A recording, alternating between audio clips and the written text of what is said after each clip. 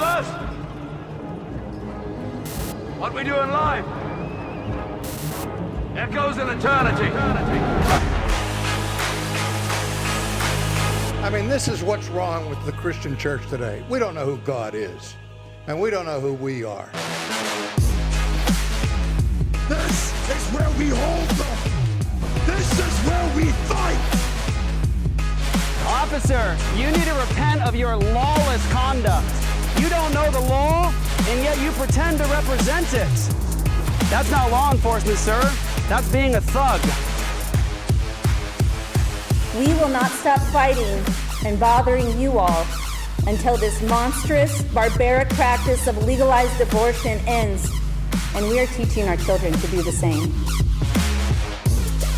God's word says that the shed blood of innocent humans cries out for justice, and mark my words, they will have their day in court.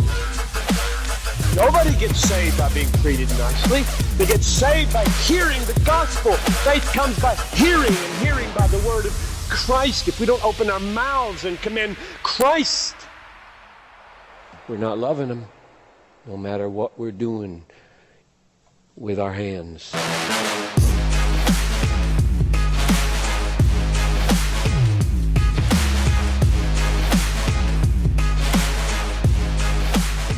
Hello, everyone. You are watching another episode of Provoked. We're so thankful that you're here and listening if you're watching or listening on iTunes. But the purpose of our podcast is to preach the gospel, rescue babies, destroy cultural idols, and defend the faith.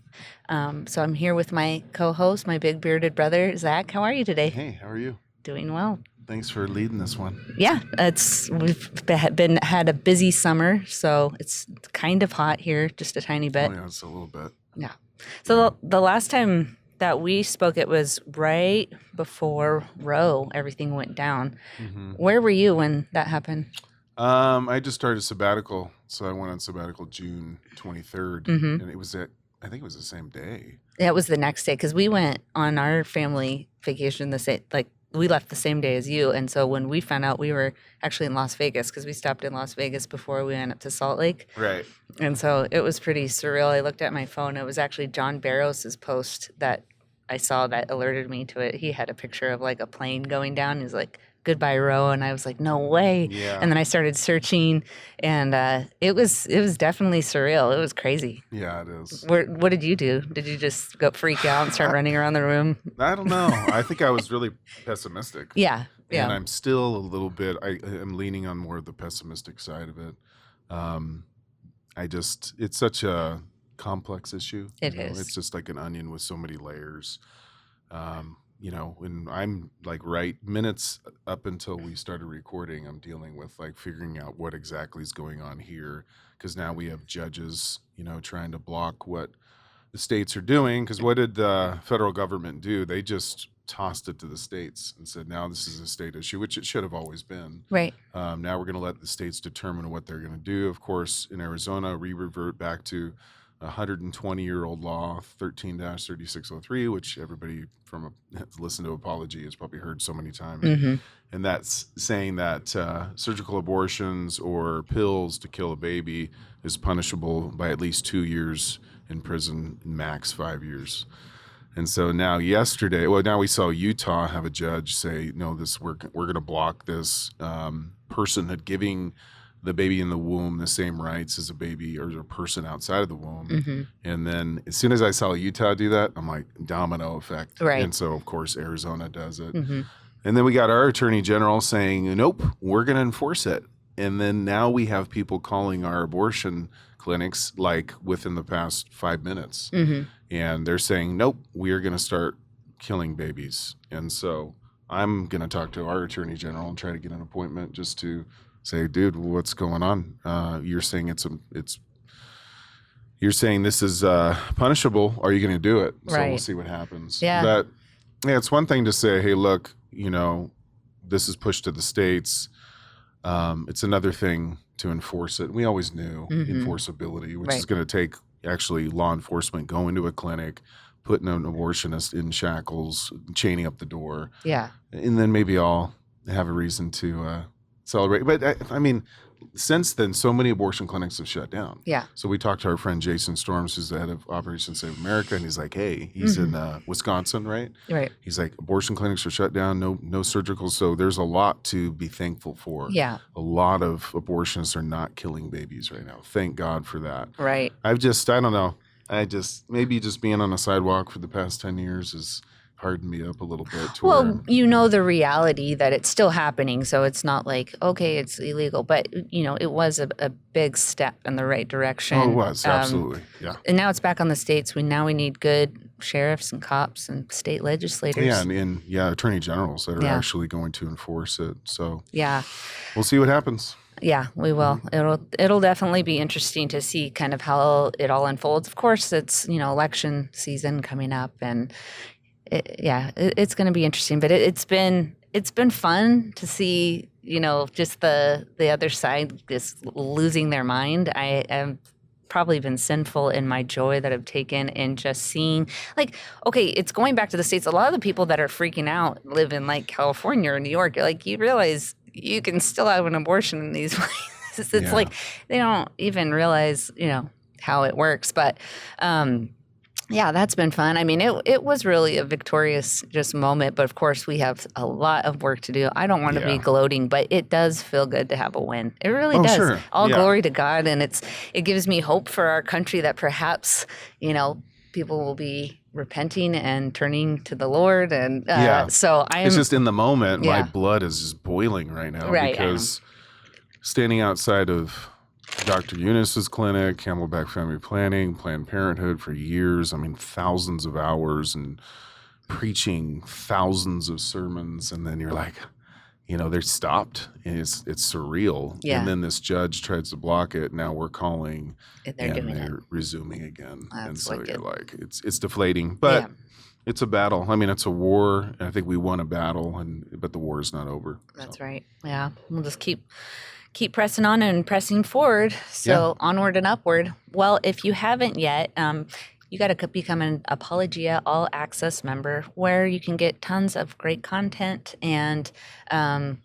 just hours and hours of lectures. Thousands. And so if you haven't done that yet, become an all access partner with us so we can keep doing what we do here at Apologia and just make Jesus known and bring the gospel all over the world. And speaking of, we have a very special guest with us today.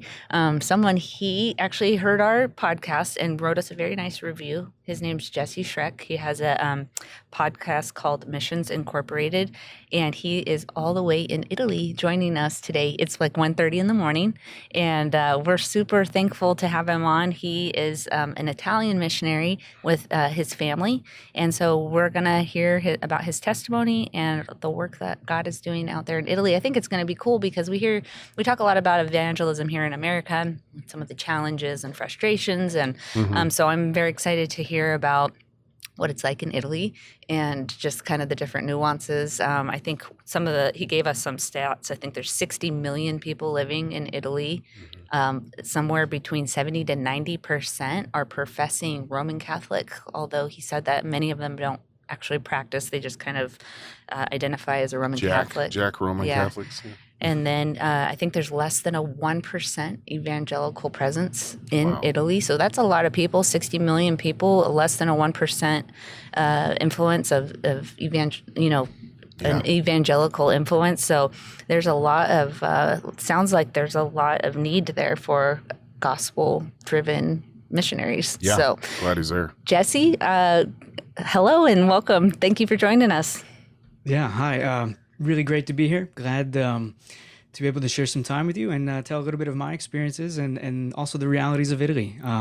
Truly an honor to be on with you guys. Appreciate you both very much. Thank you. And thanks for that sweet review you gave us. That was actually right when we had first started, and it kind of popped up on my feed, and I was like, I was so touched that someone, we joke about, just our parents listening. So it was really, really encouraging to hear that somebody all the way in Italy was listening. So thank you for that. And thank you for just taking the time tonight. So we're just going to start off with, we just want to hear about your testimony and what brought you to Italy. And you can go as far as you want or as brief as you want.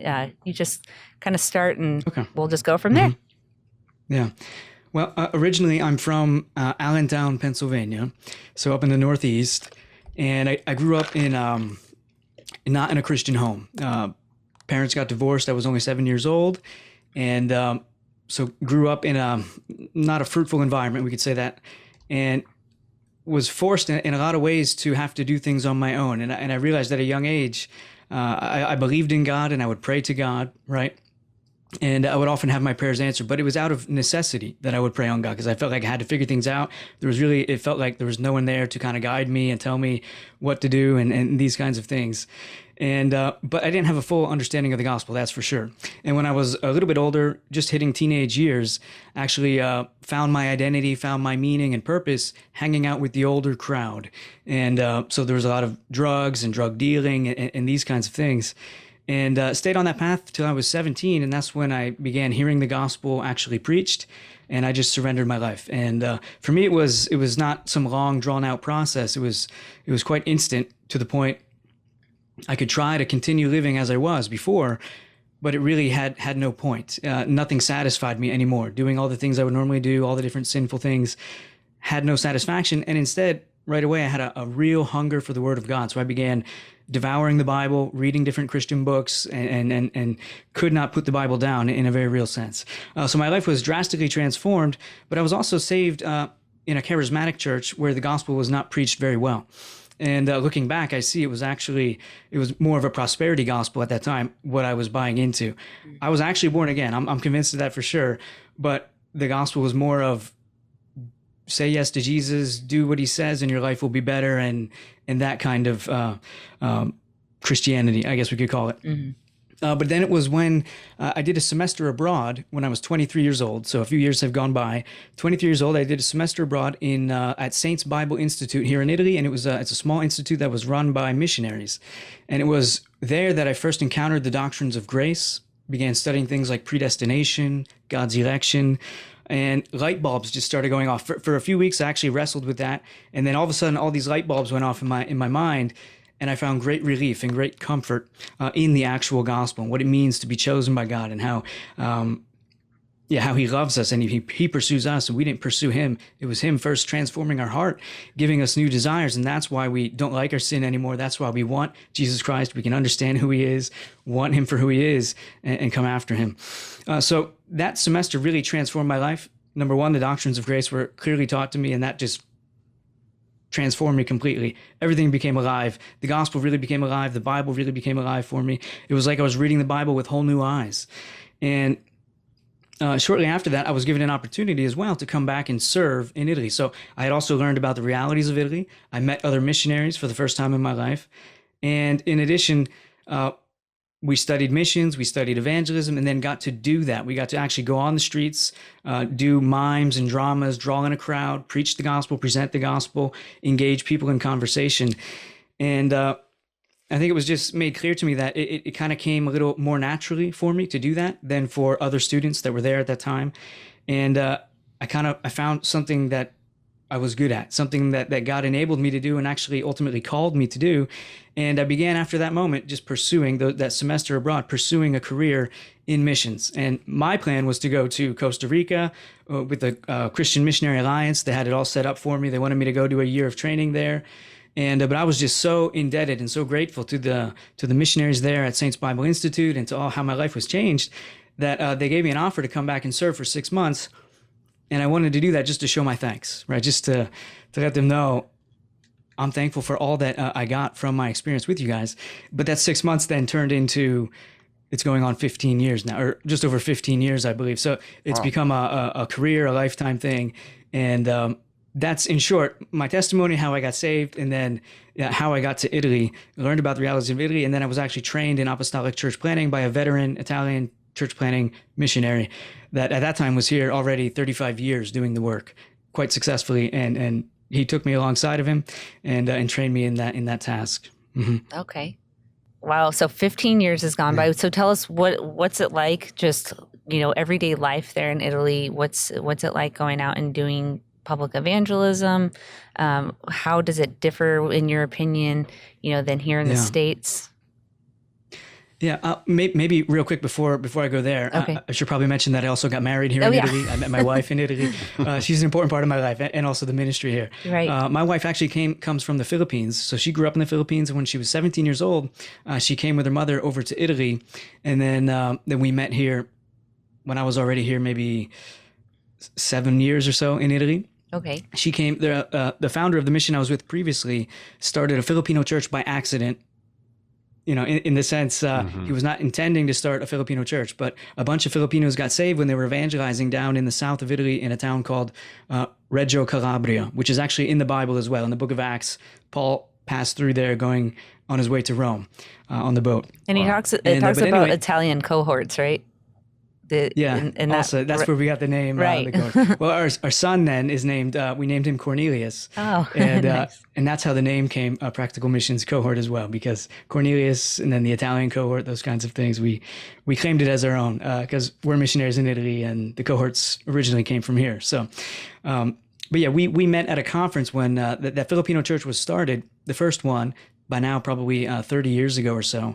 And the missionary at that time, he realized these guys are really hungry for the word and they're much more than the average Italian when he gets saved, right? So they're at a faster pace. They come from a different culture, different background, different experience. And you can't really mix Italians and foreigners all that much because it's not like America where we're just a mixed bag, all kinds of different cultures. Italians are Italians and they tolerate foreigners, but it's not like they welcome them and want them really. So when you have Filipinos in that case, growing faster, being discipled quicker and maturing quicker, they would kind of take over the Italian church because there was more of them. And this missionary recognized the importance of doing just a separate church just for the Filipinos and then keep the Italians separate. Long story short, that church is now, I think, 13 or 14. And, you know, they just spread out because they're evangelizing other cities. And then on Sunday, they'll do their church service in the morning, and then they'll send others out in the afternoon to lead a church service in another town where there's just a few disciples. And little by little, then get elders trained, a plurality, and then they just continue multiplying like that. And they're all over Italy, and they would gather every year. Here's where I'm getting at. They would gather every year at our facility that we had in the north here of Italy for their conference, a summer camp. All the kids are together, the parents, everybody connecting for a week. They're roasting pig and all that stuff that Filipinos like to do. And one year my wife showed up and I was there, and we met there. It was like the light was shining on her when I saw her. A year and a half later, then we were married, and now we're together doing the missions work here in Italy. Praise God. Wow. How many kids? 2 kids at this point. Wonderful. Wow. Wouldn't mind more. You know, it's a little bit crazy times right now with everything going on in the world, but we'd be happy to have as many as we could because it's a great blessing. Yes. I'm going to try to guess your age. You're 34? A little higher. Yeah. 30. I'm actually 39 now. 39. Well, he's young, youthful face. Yeah. Doesn't feel. Yeah. I got the young face, which is why I intentionally try to keep a beard because people think you're like a kid. You know, what are you doing over here? But the beard helps. Yeah, That's Zach's awesome. getting gray in his, so he's. Yeah, I'm real gray. I could pass for 55 and I'm 43. Yeah. It is funny though when I see you, Zach, that I have an uncle and you look very much like my uncle. How I remember him anyway. I don't see him often, but he's a big guy, beard, and he kind of looks very much like you. And I imagine my uncle maybe one day getting saved as well. That's funny. Oh. But, if somebody came to you and just said, hey, what does it really mean to be a biblical evangelist? Or what does it mean to biblically evangelize? How would you kind of describe that? Maybe in a way that's focusing on the disparity between American evangelism and biblical evangelism. Are you referring like if an Italian would come to me and ask Well, that, anybody, or just anybody in the world? anybody? So what does it mean to be evangelism? a biblical evangelist? What is successful evagelism? What's Yeah. effective evangelism? Yeah, something like that. Yeah, well, I think it's a great question. It's a very, very important question that we, as the church, needs to be asking a whole lot more. I think because my experience, what I've seen a lot happening in America is, number one, evangelism is kind of shunned. It's like a bad word. It's like something people don't want anything to do with. Right. And I think that's for probably a number of reasons. Maybe not a good understanding of the gospel, but also not a good understanding of what evangelism actually is and how salvation works, right? It all kind of goes together. But it seems to me in the States, a lot of the times evangelism is reduced to inviting people to church, asking them to say a prayer, letting them see your life that has changed and hoping they'll want to do the same thing. It's very generic. It's very dumbed down. Whereas opposed to biblical evangelism is actually a presenting of a message, right? Wanting people who are dead in their sins, who are lost, who are actually enemies of God, whether they realize it or not, whether they admit it or not, who are suffocating the truth, whether they want to admit it or not, presenting a message to them, right? So helping them to see the reality that they fall short of God's glory, that they have sinned, they have transgressed, and there is a holy God that they're accountable to, the one who's giving them breath, the one who brought them into this world, and the one who also judge. And so helping them to see where they stand before this righteous, holy, just God, and then showing them also the solution that God himself provided, right? That most people attempt to get themselves saved by living a certain way, not doing enough, not doing too much bad stuff, not killing anybody, right? Which is the common answer you see here in Italy. Well, I didn't kill anybody, I try to do my best, and I hope one day God will let me in. But then they have this whole purgatory thing over here, which is a whole nother discussion. Right. But so you want to clearly, biblical evangelism would be clearly making these facts known, just presenting it, letting the message go out, but then lovingly, passionately persuading people to come to a conclusion. You have to decide to do something with this Savior, Jesus Christ, the Lord of Lords, the King of Kings. And we're commanded to come to him. He invites us to come to him. He commands us to come to him. And we're to bow the knee, to surrender all to the one who is actually worthy.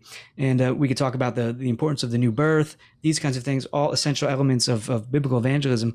But ultimately, it comes to that and helping people to understand also the consequences if they don't come to Jesus Christ, if they refuse Jesus Christ, if they turn their back to Jesus Christ, if they never bow the knee to the King, that there are consequences. So I think if all those elements are there, you have pretty close to what we could probably call fruitful evangelism, that the evangelist has done his job. He's gotten the message out. He's, with all his heart, with all the energy God has given him, made the message known, persuaded people, let them know the consequences of their actions if they refuse Christ. And then it's out of our hands, right? We know that. Biblical evangelism, you understand, you can't actually change a heart. You can't convert a person as much as we might like to. Well, it's just out of our abilities. That's God's work. That's what he does. Mm-hmm. So we plant, we sow, we pour water, and but the growth always comes from the Lord. The actual conversion, the new birth, is a work of God. And the beauty of that, though, for the evangelist, knowing that, is that we can rest well at night, and we can honestly say, all glory to God. If a bunch of people get saved, we can't boast. We didn't do anything different this time that got a whole bunch of people saved. If nobody gets saved, we can't go into despair either, mm-hmm. which is usually what happens. People either get proud if people get saved because, I led them to the Lord, I did that, because they don't understand you were just a tool, just a messenger, and God did it.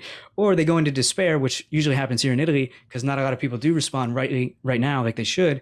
And so you can go into despair thinking you're just not good enough, it's not going to work. And this might be one of the reasons why a lot of people also give up evangelism. But when you understand that, then God has his timing. He's sovereign over it all. Yeah. So I won't. I'm tempted to just keep going on and on, but I'll stop. You can because that was absolutely excellent. We should cut that up. Mm-hmm. That was a really good explanation. Right. I really, really appreciate that. That was awesome. Yeah, totally. What do you think? Where do you think we fail? I mean, what do you see people doing it? How do you see people doing it wrong? I mean, where can we fail as Christians? And I think Tony Miano said we failed to evangelize when we failed to evangelize. And I understand that it's good just to get out there, but where can we go wrong as evangelists maybe with good intentions, but still fail? Yeah. Well, I think at the heart of the issue of evangelism, really, the course that I took years ago on evangelism, I find it still to be really solid because it got to the heart of the matter, which was understanding the doctrines of grace, understanding the order of salvation, how it all works. The average Christian today probably assumes that he caused himself or herself to be born again because it's not clearly taught, unfortunately. So there's just this big haze and, I'm a Christian. How did it all happen? I don't know. I don't care. But when you understand that the person who puts his trust in Jesus Christ, who turns from his sin and is born again, is saved, precisely for that reason is why he put his trust in Jesus Christ and turned from sin, because he was first born again. So getting the order right, I think, is essential. Mm-hmm. And for that, once that's understood, then it kind of takes all the pressure off of a person, and then he's more likely to actually go and evangelize. Because number one, you understand now how you got saved, and you have nothing to boast about. You should actually be really thankful, right? Too often, I think what happens, at least in the States, what I see is Christianity, we lose the essential thing, like what it means to be born again, to be made a new creature, and to be walking in newness of life, and to be actually saved, to have eternal life, and to have the promises of God, all these wonderful things. And we get caught up in secondary stuff, right? Which is, I think, a lot of what the charismatic movement is. It's like, that's not good enough, so we need to go find something else, prophecies and visions and all kinds of other stuff.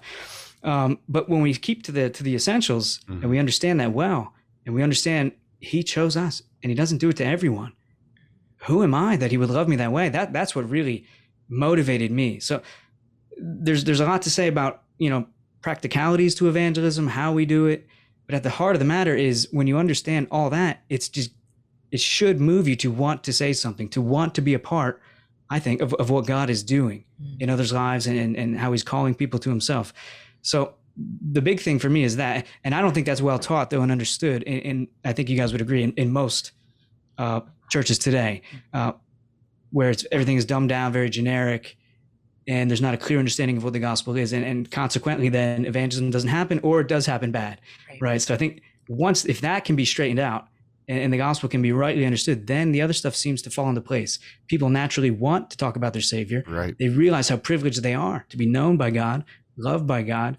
And those verses like in the Bible where Paul says, I think maybe to the Galatians, he says, not just that you are loved by God, but that he actually knows who you are, or something to this effect. It's not just like we take for granted that we're actually known by God, right? In an intimate way, and he loves us and cares for us. So, yeah, but how it goes wrong, I think, is your initial question, right? Yeah. So for me, that's probably the big thing I would say. All that, just that if the gospel is not well understood, the order of salvation is not well understood, from there, everything kind of goes wrong, because it becomes man-centered, done in the power of man, not trusting in God alone, who does it all, really. That's good. Right. Yeah. It was just making me think of, if you believe in some synergistic like salvation where like you reached out to God and then he came down, ultimately you believe that you're superior in some way because you've made this choice where some other person didn't. You had some wisdom that somebody else didn't, or some goodness in you that you chose. And so I think if you go into evangelism with that mindset, and you're talking to somebody like that, there's almost going to be some sort of superiority, whether or not you're like consciously doing that. But if you're saying, I made this decision, I did that, that's going to always kind of be there. And so I think that's where everything can kind of go, not everything, but a lot of times it can go wonky, is if, like Jesse said, you don't really understand the holiness of God, the order of salvation, the depravity of man, then you would say some weird stuff. I remember when I was very first saved, not really understanding much. I tried to evangelize, and I know I said some super weird stuff. I said some crazy stuff. I'm so glad that's not recorded. Yeah, thank God. They told me to run for the hills. That's I'm awesome as well. Yeah. So how many Reformed churches are in Italy? Do you know those stats? Reformed churches? No, I don't have a statistic for that. But I do know one of the leading evangelical missionaries in the country of Italy has been here his whole life, pretty much. His parents were missionaries here, and he knows pretty much everybody. And we're sitting down having a coffee one time, and he told me, so these are his words. I won't say his name, but he told me that people in the amount of believers in the entire country of Italy, so we're looking at 60 million people in Italy, but the amount of believers with a biblical understanding of who God is, so understanding even the things that we were just talking about related to the doctrines of grace, for example, these things. So people with a biblical view of God, in his estimation, just 2,000 in the whole country. Oh, wow. Right. 2,060 million. Wow. Wow. Yeah. So, 2,000, we can find that in maybe one or two towns back in the States, right? You can get that many with a good view, understanding of God, and so on. So that to me was very revealing. And this is a guy, I've been around a little bit in Italy, 15 years, and traveling, helping different churches. I've seen the churches that are literally, the building is the size of some of the bathrooms in churches where we go back in the States. You walk in the back door, or the only door you walk in, the pulpit, you can almost reach and touch it with your hand. Very, very small, 10, 15 people max can kind of fit in there. I've seen a number of those. And so when he tells me there's 2,000, I kind of believe it, because of that 1% or so that are evangelical, counted as evangelical, within that you have anything and everything that's not Roman Catholic, basically. So in some estimations, they're counting even Jehovah's Witnesses there, Mormons, for sure they're counting charismatics, Pentecostals, all kinds of different things with who may or may not have a good understanding of the gospel. So it's really a mixed bag. 1% is just like the number they throw out there. So it's probably smaller if they're if they're counting. I say it's kind of like Coke Zero, like it says it has less than 1% sugar, so they can call it zero. Yeah, we're less than 1% in Italy, and we're pretty much, to me, it just means we're zero. It just means there's a lot of work to be done. Wow. But there's a lot of people to be reached. Yeah. So there's so many believers and even listening who will listen to the show who are in hard environments, right? Like you are, I guess. How would you encourage them to evangelize when you go out? And I know that, and we can talk to you about that a little bit. I kind of want you to explain how you go about evangelism on a weekly or monthly basis. But how would you encourage them in the face of really a lot of what I'm assuming is apathy, resistance, people not bending the knee to Jesus? How would you encourage them to carry on? Or what encourages you? What keeps you going when you see? I don't want to use the word fruit because we throw that fruit word around very idiotically, I think, a lot, but just not a lot of results, as far as people coming to the Lord. Now, the gospel will always produce results. So it hardens one to judgment, softens one towards salvation. But, how do you keep going? Before you start, though, I want to just have you add, just touch on what it's like to be in a place where it's dominated by Roman Catholics, because they use a lot of the same lingo. A lot of them, I'm sure, as you go into it, have this understanding that they are saved. Just like we were in Salt Lake, which is Salt Lake City, which is kind of like Vatican City, but for Mormons. And you go in and they're saying Jesus. They're saying, a lot of the same verbiage. So just as you're explaining that, maybe you could even touch on the challenges that come with approaching somebody who says, "Oh yeah, I know God, and I'm a Catholic." Yeah, maybe address what she just said first. Sorry, we gave you a lot. Okay. Yeah. And then I'll get back to my question. Yeah. Both really good questions, though, I think. Dealing with the Roman Catholic context, right? There's a important theologian over here in Italy, Leonardo De Chirico. I've seen him on a YouTube video for a Ligonier conference a few years back. He was there. He's an important figure, and he actually wrote a book recently called something to the effect of "Same Words, Different Meaning," right? And his whole focus is always, he even has a whole network of teachers and things that come and always focused on teaching evangelicals what Roman Catholics actually believe, right? And so he pretty much, he's doing pastoral ministry, but he dedicated a lot of his ministry also to educating evangelicals on Roman Catholicism. But that's the big problem is the words. So you say God, it means something different to an Italian person in Italy. You say grace, it means something different. Graces are things you earn in Italy. And if you need more grace, you go and you do certain things. You light candles. I even heard stories of a church in the southern part of Italy where if you lick your tongue across the entire floor, you earn certain graces and things like this. There's crazy stuff out there. My 2-year-old does that. Yeah. I don't know if they still do that with the Corona stuff going on, but and then walking upstairs on your knees, all those kind of things still linger in Italy. But the terminology is something. I did a message last Sunday actually, just on 1 Corinthians 13:13. Those 3 words: faith, hope, and love abound, and the most important of these is love. And so we have some helpers that are here now for the next month serving, and they're going to be working with us in evangelism and doing a variety of different things. But I wanted to help them also grasp the reality that when they say faith, when they say hope, love, all these kind of things, they literally the world has an understanding of those terms, right? We as Christians have a biblical understanding of those terms. And then I pointed out even Roman Catholics have an understanding of these terms as well. All three groups see that differently. So it is really important because when you are engaging with it, they can nod their head, they can agree, but in reality they're understanding something different, right? So that can be really frustrating, but you have to, as a missionary, be mindful of that stuff, plan for that, and take extra effort also to explain biblically what terms mean when you use them. But to the point, though, the other challenge together with that, so everybody's Roman Catholic, but nobody really is. And you can kind of imagine the people as being like abused children or something like this. if you can imagine. Like an abused child is just skeptical of everything as he gets bigger. He's a little standoff. He's not trusting, right? And so when you talk about the things like this, if you you can kind of joke, like if you need to clear a room, just say the name Jesus or start talking about gospel thing, and people just disappear. Like They just have a bad taste in their mouth, unfortunately, because what they've been taught and what they've understood is a works-based religion. It's very heavy. You never arrive at anything. It's just this never-ending burden, and they still have the weight of sin.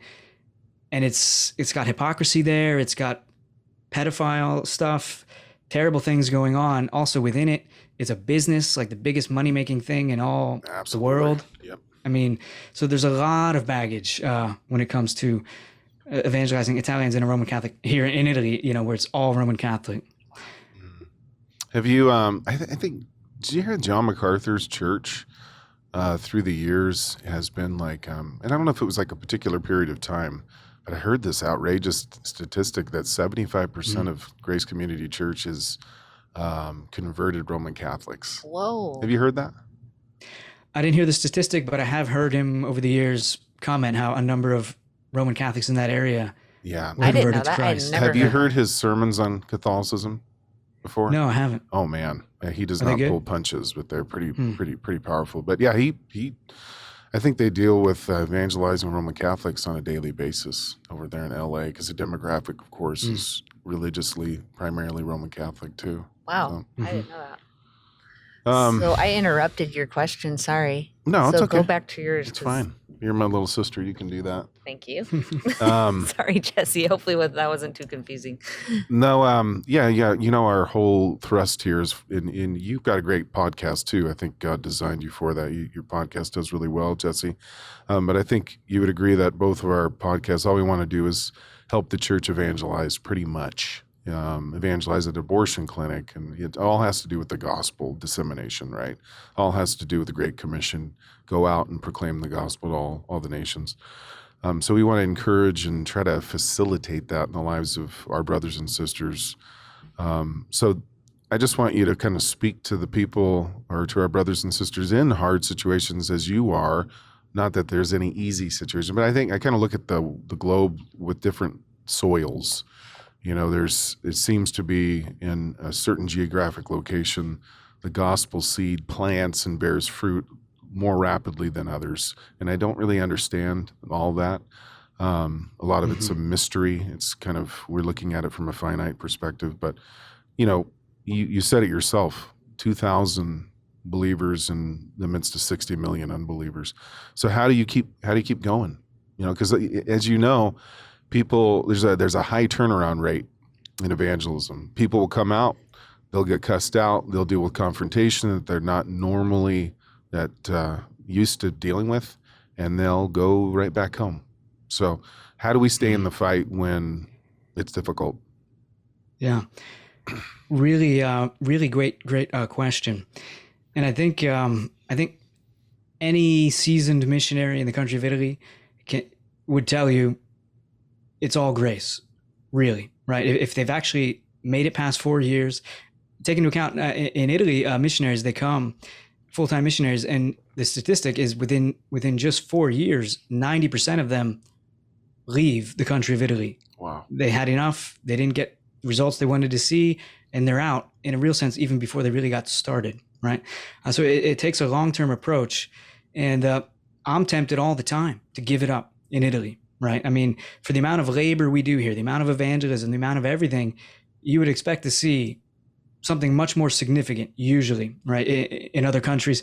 For example, with the ministry I was with before, they would do trips also to the Philippines, and the Filipinos here in Italy would go back to the Philippines. And there was a joke among us that basically in the Philippines, you can walk into a bar, put the Bible on the counter, go to the bathroom, come out, and you got a Bible study like already happening, 10 converts. It's like really quick and easy, right? Here, it's not that way. Here we're dealing with hard ground. As you mentioned, the soil here is, I compare it to a hard, rocky ground. So even when we talk about evangelism, in a certain sense, we almost have to do pre-evangelism in Italy. We do evangelism, of course, but there's that they're very standoff. They think you're a Jehovah Witness. If you talk anything about God or Jesus, right away they classify you as a Jehovah Witness or a Mormon, right? And So, yeah, I lost my train of thought for a second. You're saying you kind of have to like go about it a different way. Pre-evangelism, you really have to the soil build a bridge. is not ripe soil, right? So generally speaking, so you have to dig it up. You just have to get them thinking again and considering God and realizing it's Christ or it's chaos. And we have a good example for us now in the world with everything going on that I think it's a little easier to see. There's a lot of chaos. And the one thing everyone has in common is they're trying to get Christ out of the picture, get God out of the picture, and the chaos is the result. Right. So I think it's a ripe time, but yeah, to the point though, yeah, we have to dig up rocks, stir up that soil, and then drop in the seed, and then bring the water, and then later comes the harvest. But what would I encourage those in that kind of situation?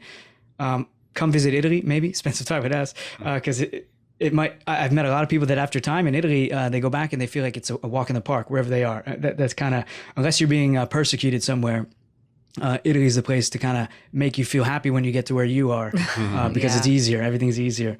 But no, I heard a quote from Paul Washer not too long ago. A friend shared it with me, and he talked about, I don't remember it exactly, but he mentioned that all over the earth, there's indigenous evangelists, pastors, and stuff going day by day, doing the work of the Lord, manning their post, being faithful to the Lord with what they have.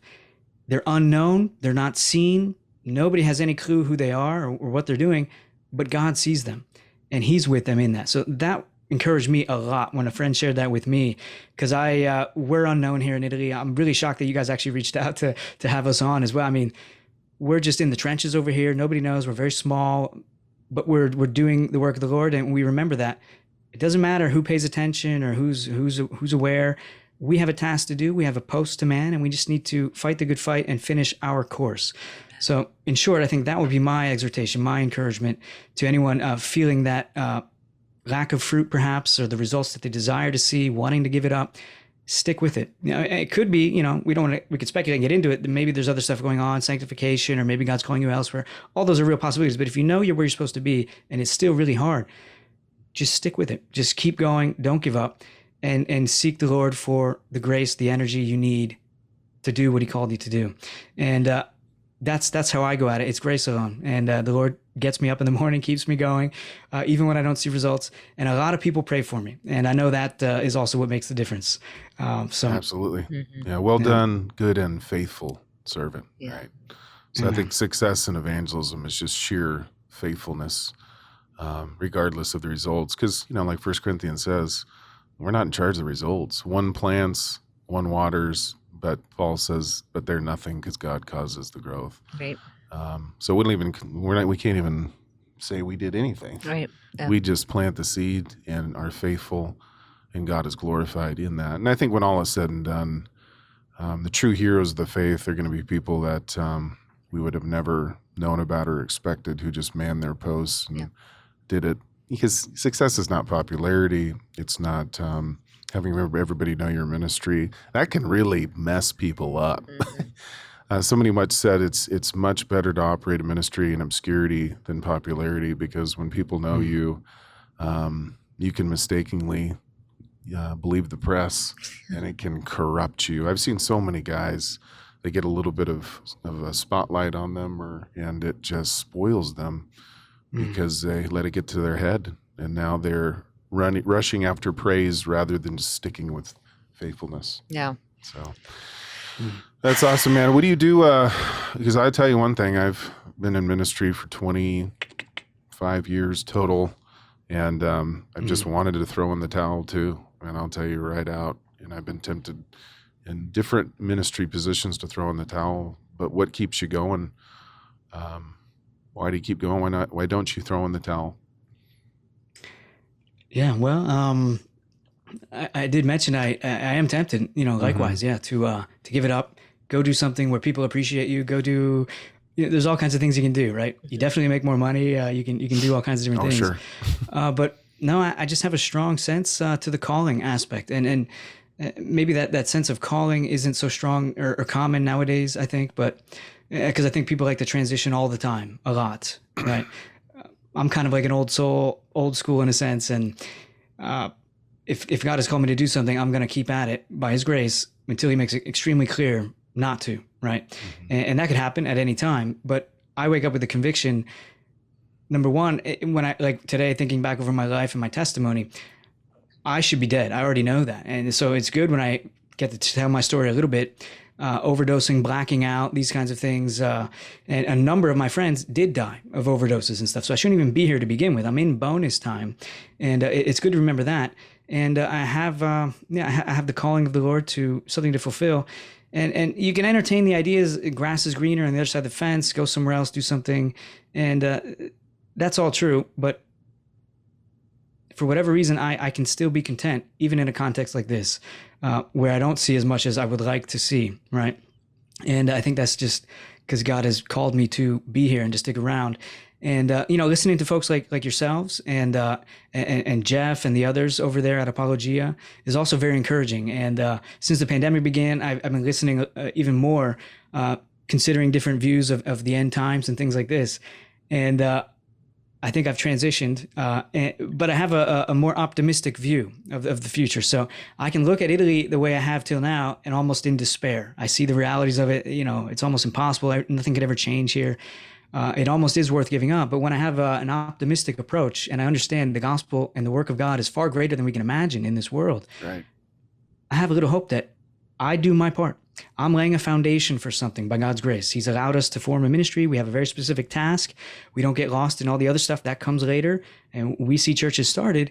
And then from there, they can continue to grow and expand and do a variety of different ministries. Maybe one day do abortion stuff like you guys do a lot of, which, by the way, isn't as nearly as big of an issue over here. Interestingly, the Roman Catholicism, I think, has had a certain level of morality over here where that's really shunned upon. It happens, but it's more in the dark. It's not so flagrant. But in any case, yeah.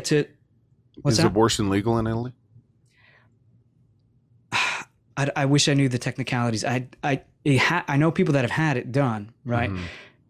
It's definitely, so it must be legal, but it's not nearly as easy to do as I think it is in the States, where it's like buying something from the grocery store, basically. It seems so easy over there. Over here, you really have to jump through hoops and it's shunned upon. So it's not like there.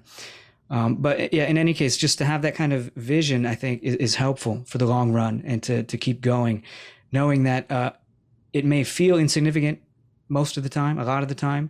But if you understand the bigger picture, you can do your work, lay a foundation, leave something for those who are going to come after you, right? Amen. And they can continue building upon it. And then you don't have those feelings of wasting time or wanting something else. You realize it fits in God's plan. This is my role. I accept it, right?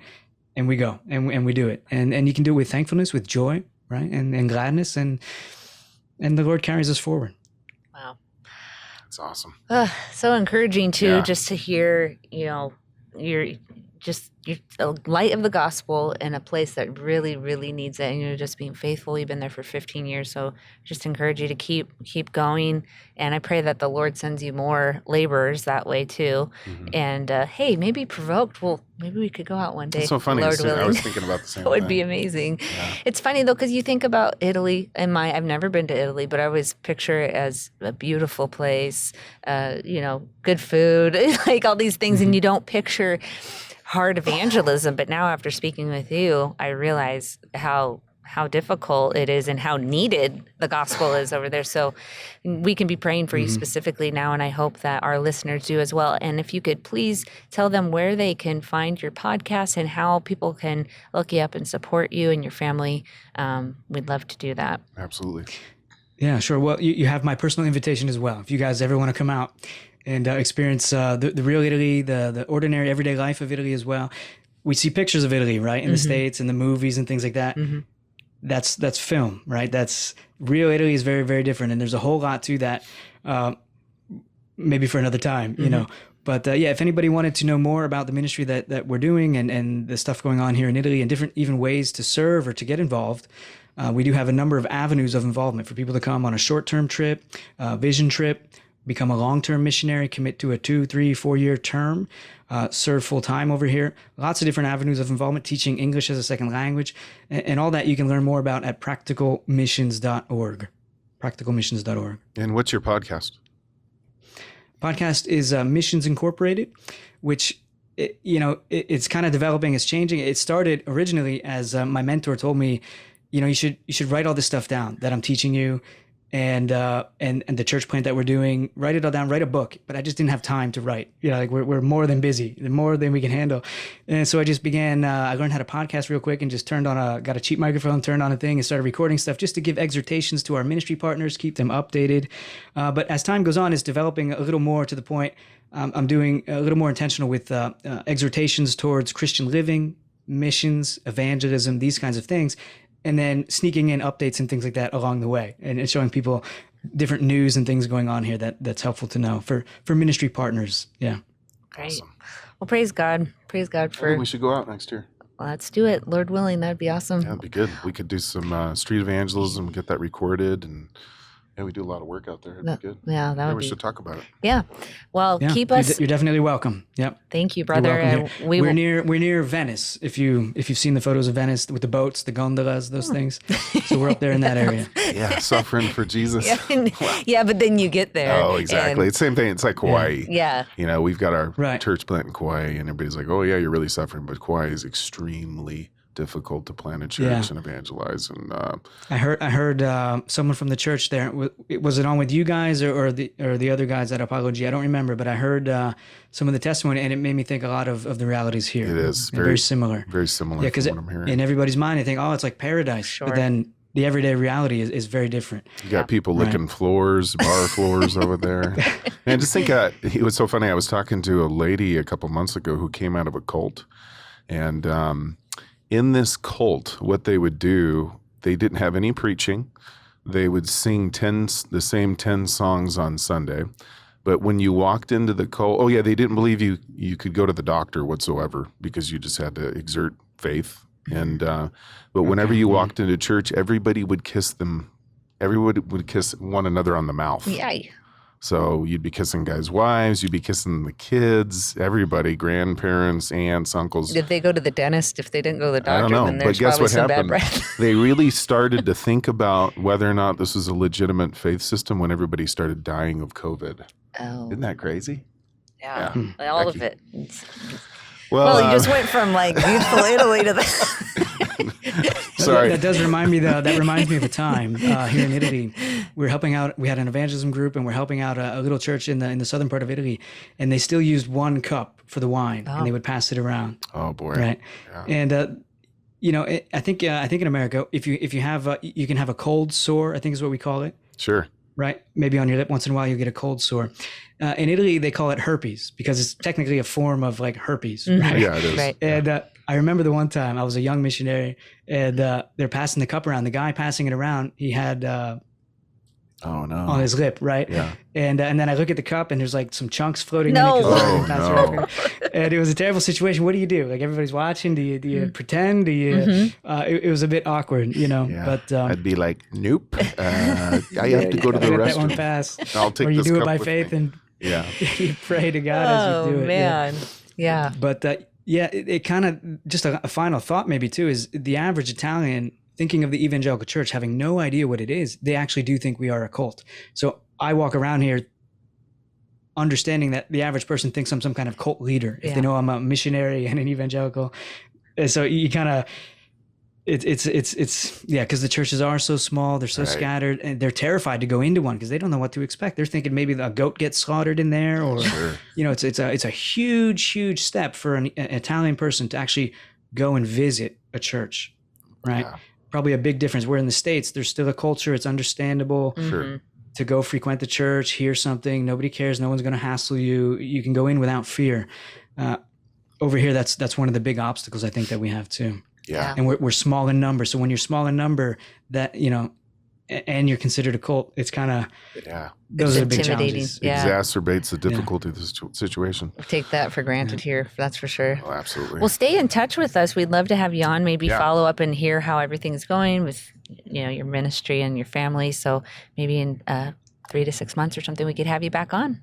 That'd be great. Yeah, we'll seriously be talking about coming out. But we appreciate you, appreciate your wisdom, your maturity. I can just see in you a really hardened in a good way, maybe conditioned soldier for Christ, just everything coming out of your mouth. And that's the good thing about difficult, hard soil, difficult environments is it produces just a strength in the individual. And I definitely see that in you And so thankful for you, brother, your family, and everything that you're doing. And it will definitely be in our prayers. And I pray we can build our relationship with you and move forward. Yep. Yeah. No, it's been a pleasure. Really appreciate you guys. Thank you. Well, thank you. And thank your wife for allowing you to come on here in the middle of the night, and hopefully didn't keep her awake and the babes. But thank you again. And we hope to hear from you soon. Yeah, we'll start at like 11:30. Yeah. Next time we'll do it so you're not 1:30 a.m. Okay. That'd be helpful. Yeah. Yeah. God bless you, brother. God bless you guys too. Take care. Thank you. Ciao, ciao. Wow. That was super good. encouraging. Yeah. There's so much in that. It'd be great to, I really want to break up a lot of what he said, but because there's so much maturity and wisdom in that. Right. And just really the heart of what I feel like our show is too, of just getting the gospel out there in the everyday and the challenges that come and real life, what it's really like. It's not just, what you see on somebody's camera or YouTube or whatever, just the day to day, the hard, just trudging along like a good soldier. Exactly. But it's encouraging to hear just what God's doing out there. And I was really shocked to hear that it's that hard in Italy. I had no idea. Yeah, I know nothing about it. And he was talking about not understanding the legality of abortion. I'm going to go research it just for fun and see what's up with that. But it's also good, like you were talking about early in the week, just giving our brothers and sisters who don't necessarily have a platform. Right. Nobody knows about them, but they're hidden gems. Yeah, right? he just makes doing the work of the ministry faithfully every day in a hard environment where they don't see a lot of, they don't. We all want to see people come to Christ. Right. We all want to see favorable reactions or favorable responses to gospel communication. We all do. Of it's course. in our hearts. So it's hard not to see that, but it's awesome that his theology is so strong and solid. I've heard a lot of post-millennialism coming out of him. His eschatology is biblical. And, that's what really, the pillars of his theological system and his devotion to Christ really what keep him going. Yeah. That's what we got to have or we're not going to last. Right. Speaking of seeing the fruit, so I just wanted to ask for prayer for my best friend, Libby. You know Libby. I've known her since I was 7 years old, and she just called me on the way over, and her dad is dying of cancer, so if you could just be praying for him. His name's Ron. But Libby, one day, maybe on another show, we can, if she ever wants to share her testimony. That's been such an encouragement in my life, because I've known her since I was 7 years old, and then I got to see her get saved after I was saved, and just a radical transformation. Like, you don't always get to see it. You share the gospel with people, and then you hope, and then you see some people come to Christ, but you can't really tell if there's regeneration there. And with Libby, it was just one of the most radical changes that I got to visually see God just completely wreck her and then flip her upside down. Like, even just the strength in the Lord. She texts me, Dad's not doing well. And just her responses are she's so strong in the Lord. The Lord has just changed her heart. Yeah. So it's such an encouragement. And I just wanted to encourage our listeners, if you have that loved one that you think isn't saved, just keep sharing the gospel with them, keep loving them, because God does save. Yeah, and the word will do its work. Exactly. One direction or the other. Absolutely. So, pray for Libby and her family, and for Ron too. But thanks to all of our listeners. I hope that you all were encouraged by Jesse. And, if you're just listening to us, we just appreciate you, and we just encourage you to share the gospel this week. Like Jesse said, you're at your post. What does Vodi Blockham say? You can't be on all places of the wall, but you sit on the wall that God has placed you right now. Mm-hmm. And whether you're a mom at home, you've got little ones to share the gospel with, and neighbors and people from church. You could be hospitable. And sometimes I feel like as moms, and I'm not saying everybody does this, but I feel like for me personally, I can get so wrapped up in the day-to-day changing diapers and, all the different seasons of, childhood, that you kind of have this thing in your head of well, this is my work here. This is the most important work, which it is. I'm not saying it's not.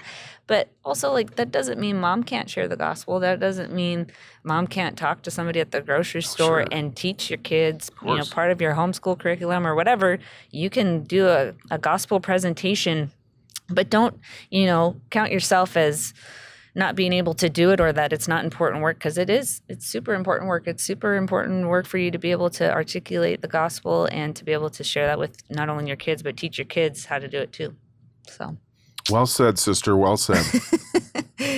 We love you guys. Thank you for listening. And ReformCon. Oh, yeah. I meant to say that. ReformCon. Don't We're forget gonna to plan for that. Dr. Durbin there. Oh, no, he's not a doctor. Not yet. He probably Dr. will be. White, Dr. A lot of doctors. Kevorkian? No, that was the guy. He'll be there too, which is raise him from the Super dead. weird.